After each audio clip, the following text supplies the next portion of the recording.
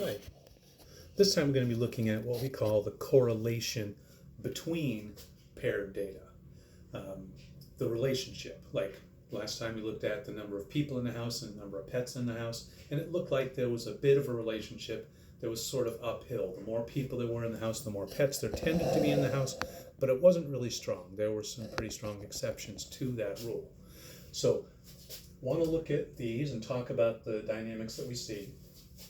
The difference between this relationship, if this was people and pets or height and arm span or whatever it might be, the difference between this one and this one is that this one is going uphill and this one's going downhill. All right? Or in other words, as whatever this is increasing, as the number of people is increasing, the number of pets is also increasing. So as we tend to go out the x-axis, we tend to go up the y-axis. We call this a positive correlation.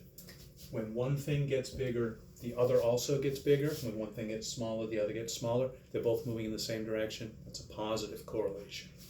This one, on the other hand, as one gets bigger, the other one gets smaller. The line's going downhill. We would call that a negative correlation. Looking at these two, this one, these dots tend to be very close to on a line. So the connection, the correlation between those two things is very strong. They tend to follow this linear pattern. Whereas this one, we have a slight relationship between them, but it's nowhere near as strong as this one is. It's nowhere near on the line. If we try to draw the line to best fit through there, it's going to be off by quite a bit from most of the points.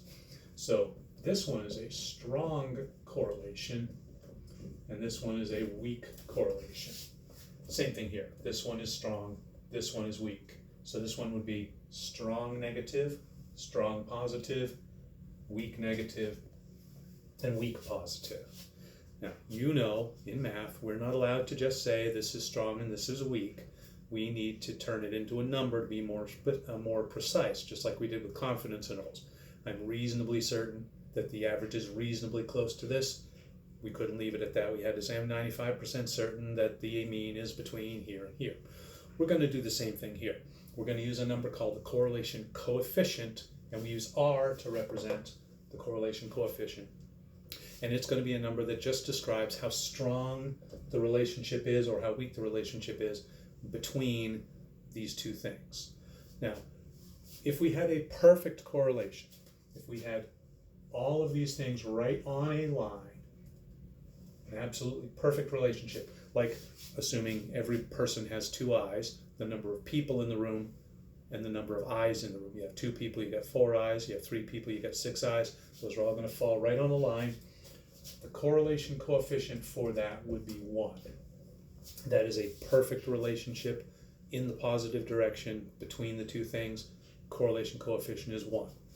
If we have perfectly negative, right, if these were all absolutely on a line like this, then our correlation coefficient would be -1, right? Positive correlation, positive coefficient, negative correlation, negative coefficient. This is fairly weak. I'm not going to ask you to try and guesstimate these, but I would say that probably the correlation would be about a 0.3 there. It's very weak. They're not very close to the line, but it is in the positive direction, so it would be positive, something small. And this one would be negative. I think this is a little stronger than that, so we may get something like a -0.5 there.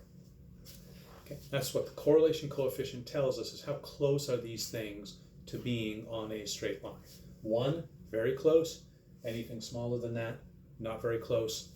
Positive, the line's going uphill. Negative, the line's going downhill. And by the way, if we happen to have a scatter plot that looked like this, where there was absolutely no correlation between the two, we would have an R of 0.